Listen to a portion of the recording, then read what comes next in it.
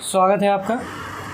ये motion chapter का part 2 video है और अभी हमारा जो टॉपिक है वो क्या है, point like object. Point like object जैसा कि नाम से पता चल रहा है कि कोई ऑब्जेक्ट है जो किस तरह है, पॉइंट। तो किसी भी ऑब्जेक्ट को हम पॉइंट कब कहेंगे, जब कोई ऑब्जेक्ट किसी फिक्स टाइम में जो डिस्टेंस ट्रेवल कर रहा है और उस जो डिस्टेंस है उसका साइज उस ऑब्जेक्ट के साइज से मतलब बहुत ही कम है। फॉर एग्ज़ाम्पल कि एक कार है जो 10 फीट लंबी है और वो 100 किलोमीटर ट्रैवल कर रही है, तो 100 किलोमीटर जो उसकी डिस्टेंस है और उसके साइज से जब हम कंपैरिजन करेंगे तो 100 किलोमीटर के बराबर 10 फीट तो कुछ है नहीं। तो ऐसे सिचुएशन में उस ऑब्जेक्ट को क्या कहा जाएगा, point like object. Second example लेते हैं कि हमारी सन, जो हमारा सन है वो हमारे अर्थ से बहुत बड़ा है, मतलब एक सन में कम से कम हज़ारों अर्थ समा सकते हैं। तो जो हमारी अर्थ है वो उसके क्या करती है, चक्कर काटती है, उसके क्या करती है, चारों चक्कर काटती है। तो वो एक साल में अपना एक साइकिल पूरा करती है।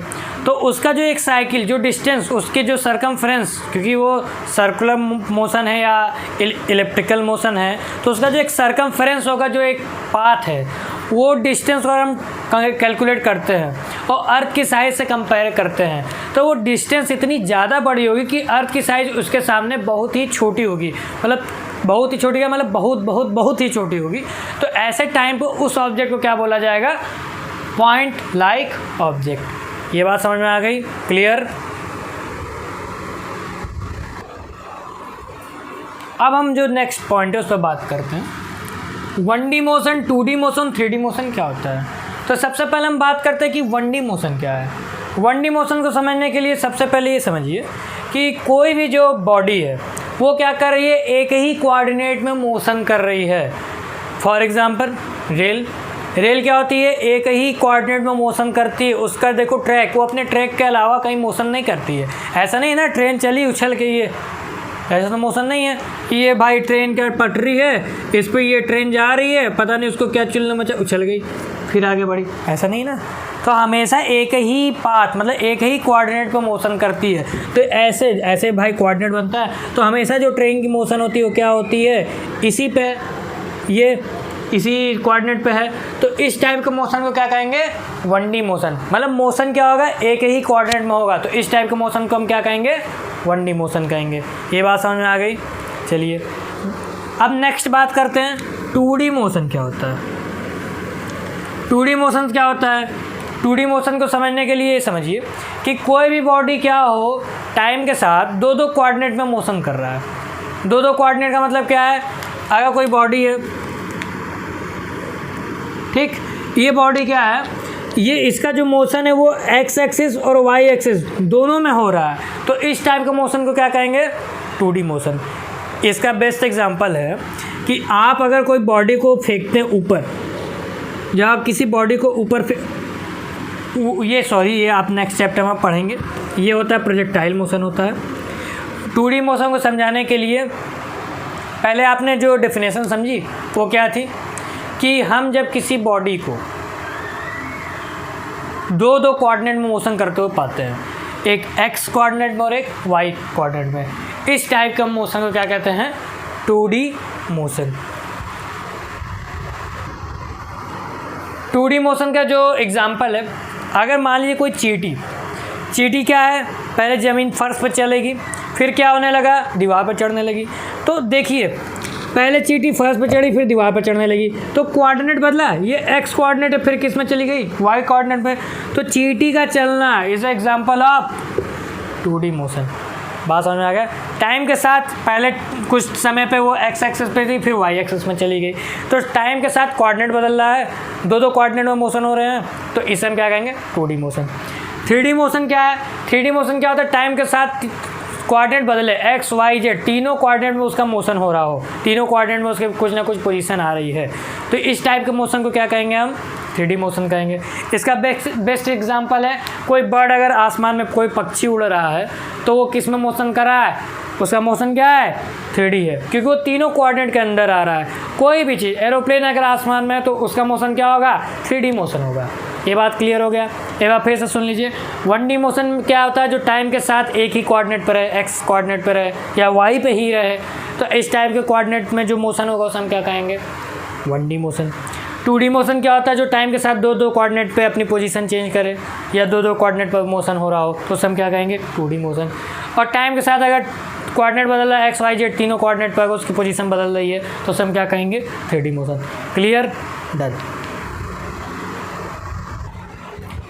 अब जो हमारा पॉइंट है वो क्या है, ट्रांसलेटरी मोशन।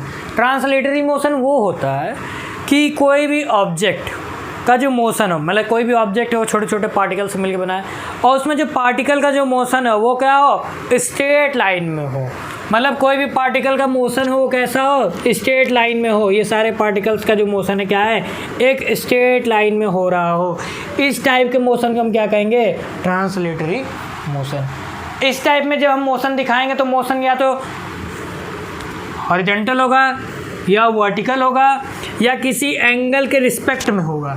तो इस टाइप के जो मोशन होते हैं जिनमें जो ऑब्जेक्ट के पार्टिकल होते हैं उनका जो डायरेक्शन होता है वो एक प्लेन पे या एक लाइन के फॉर्म में होता है। मतलब जो पार्टिकल होते हैं उनका मोशन क्या होता है, एक प्लेन लाइन या पैरेलल लाइन पे होता है।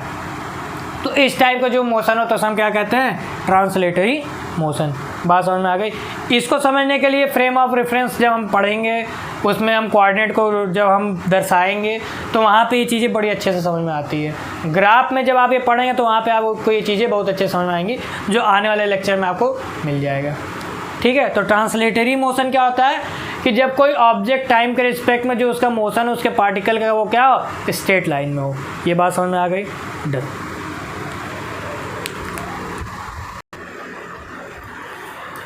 जो हमारा नेक्स्ट पॉइंट है वो क्या है, representation of position of a particle moving in straight line. अब हमको ये समझना है कि जो हमारा पार्टिकल है वो स्ट्रेट लाइन में मूवमेंट करेगा तो उसको कैसे मोशन करेगा, उसका मूवमेंट क्या होगा। तो चलिए समझते हैं। मान लीजिए कोई एक्स एक्सिस है, ये इसका ओरिजिन है, रेफरेंस पॉइंट।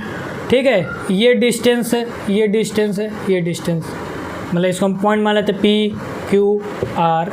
ठीक है, ये 0 से ये 10 हो गया, ये 20 हो गया, ये 30 हो गया। इधर मान लेते हैं एम एन पी, ये हो गया -10 हो गया, ये -20 हो गया, ये -30। तो देखिए जब आप फिजिक्स पढ़ेंगे तो यहाँ पे एक चीज़ समझना है। यहाँ पे देखो यार, फिजिक्स और मैथ में क्या फ़र्क होता है। Math is a blind, physics have sense. इसका मतलब ये क्या है कि मैथ में आप कोई भी साइन आता तो वहाँ पे साइन साइन है, प्लस है तो प्लस है, माइनस है तो माइनस। लेकिन फिजिक्स में प्लस है तो उसका कोई सेंस होता है तभी वो प्लस लगा है, माइनस है तो उसमें कोई सेंस है तभी माइनस लगा है। बेसिकली फिजिक्स में प्लस माइनस जो साइन होता है या तो कमी या ज़्यादा को बताता है या डायरेक्शन को बताएगा। तो इस चीज़ों को आप समझेंगे, तो इसीलिए मैं कहता हूँ कि math is a blind, physics है सेंस। ठीक, अब समझिए कि ये कोई एक बॉडी है जिसका मोशन अगर ये एक्सिस है, अगर इस डायरेक्शन में हुआ, आपके जो देखने से अगर राइट हैंड साइड हुआ तो ये किसकी डायरेक्शन क्या होगी, पॉजिटिव डायरेक्शन होगी। अगर लेफ्ट हैंड हुआ तो इसकी डायरेक्शन क्या होगी, निगेटिव डायरेक्शन होगी। तो ईच पॉइंट पे उसकी डिस्टेंस को हमने, जो डिस्टेंस है उसको हम मीटर में रिप्रेजेंट कर रहे हैं, जो हमारी यूनिट है। याद रखिएगा फिजिक्स में यूनिट बहुत इंपॉर्टेंट होती है, यूनिट नहीं लगाओगे तो क्वेश्चन गलत हो जाएगा। तो ये कोई बॉडी है, अगर मोशन वो करती है पी पॉइंट पे, तो पी पॉइंट पे उसकी डिस्टेंस क्या होगी, 10 मीटर। क्यू पे कर रही है तो आप जो डिस्टेंस मेजर होगा वो कहाँ से होगा, रेफरेंस पॉइंट से, ऑरिजिन से होगा, इस 0 से होगा। ये 0 से आप मेज़र करोगे तो 0 से Q के बीच की डिस्टेंस क्या है, 20 मीटर। 0 से R के मीटर क्या है, 30 मीटर। अब अगर मान लीजिए लेफ्ट साइड बॉडी मूवमेंट कर रही है, ग्राफ में हम ये स्ट्रेट लाइन है, स्ट्रेट लाइन को हम समझ रहे हैं कि स्ट्रेट लाइन मोशन होगा तो क्या होगा। अगर लेफ्ट साइड करेगी O से, मतलब 0 से M पे आ रही है, या O पॉइंट है, ऑरिजिन से M पे आ रही है 0 से, तो इसकी डिस्टेंस क्या होगी, -10 होगी। N पे आ रही तो -20 होगी, P पे आ रही तो -30 होगी। अब पहली बात ये समझिए कि माइनस का है भाई, ऐसा तो नहीं ना कि कोई डिस्टेंस हो तो -30 किलोमीटर हम चल के आए तो ज़मीन खोद के गए हो, ऐसा तो नहीं है ना। ज़मीन खोदोगे तभी तो माइनस होगा ना, ऊपर गए तो प्लस, नीचे गए माइनस। तो एक्चुअल में ये जो माइनस है ये क्या दर्शा रहा है, यहाँ पे डायरेक्शन दर्शा रहा है। वो डायरेक्शन क्या है, निगेटिव साइड। जो मोशन हो रहा है बॉडी का वो क्या हो रहा है, निगेटिव साइड हो रहा है। और जो प्लस में वैल्यू क्या बता रहा है, पॉजिटिव साइड डायरेक्शन है। समझ में आ गया। और ये डायरेक्शन कैसे डिसाइड होती है, उसके ओरिजिन से। वो उसका ओरिजिन कहाँ है, अगर यहाँ पे हम खड़ा हूँ, मैं खड़ा हूँ, आपके हिसाब से मेरा ये जो हैंड होगा, अगर आप मोबाइल में देख रहे हैं तो आपके हिसाब से जो मेरा ये हैंड होगा ये राइट साइड होगा और ये क्या होगा, लेफ़्ट साइड होगा। लेकिन एक्चुअल में ये मेरा लेफ़्ट हैंड है और ये राइट हैंड है। इस चीज़ में भी कंफ्यूज ना होइएगा, क्योंकि ऑब्जर्वर के हिसाब से देखने का रिज़ल्ट होता है, जो रिज़ल्ट होता है वो बदलता है। ऑब्जर्वर मेरे सामने तो मेरा लेफ़्ट हैंड उसके लिए राइट होगा और राइट हैंड मेरा उसके लिए लेफ़्ट होगा। ठीक है, ये बात समझ लीजिएगा। तो ये बात समझ गए, representation of position of particle moving in straight line, या तो पॉजिटिव डायरेक्शन में मूव करेगा या निगेटिव डायरेक्शन में मूव करेगा। साइन क्या बताएगा, उसकी डायरेक्शन बताएगा। पॉजिटिव में तो ये, अगर इसको हम पॉजिटिव लगा देते हैं, साइन लगा देते हैं, पॉजिटिव पॉजिटिव पॉजिटिव, ठीक है। और ये निगेटिव निगेटिव निगेटिव। अब फिजिक्स में -20 मीटर का मतलब ये है कि ना इसकी डायरेक्शन निगेटिव साइड है, लेफ़्ट साइड है, ओरिजिन से लेफ़्ट साइड है, और प्लस है तो राइट साइड है। लेकिन जब मैथ में हम आते हैं तो मैथ में ये माइनस माइनस है सर, मैथ में यूनिट तो यूज़ होती नहीं है, ठीक है। और जहाँ यूनिट होती है तो वो मैथ का पार्ट नहीं, फिजिक्स का पार्ट है। हमने दिया मैथ वालों, लेकिन मैथ वाले भाई हमसे बड़े हैं, ठीक है। तो ये जो है माइनस, तो मैथ के दृष्टिकोण से ये माइनस माइनस है, लेकिन फिजिक्स के दृष्टिकोण से माइनस कोई सेंस छुपा के बैठा है कि माइनस क्या है, डायरेक्शन है कि कमी हो रही है कि ज़्यादा हो रहा है। तो इस चीज़ों को आप ध्यान से समझिएगा। साइन का बहुत बड़ा खेल होता है फिजिक्स में, ठीक है। माइनस देख के माइनस ना करने लगना, ठीक है।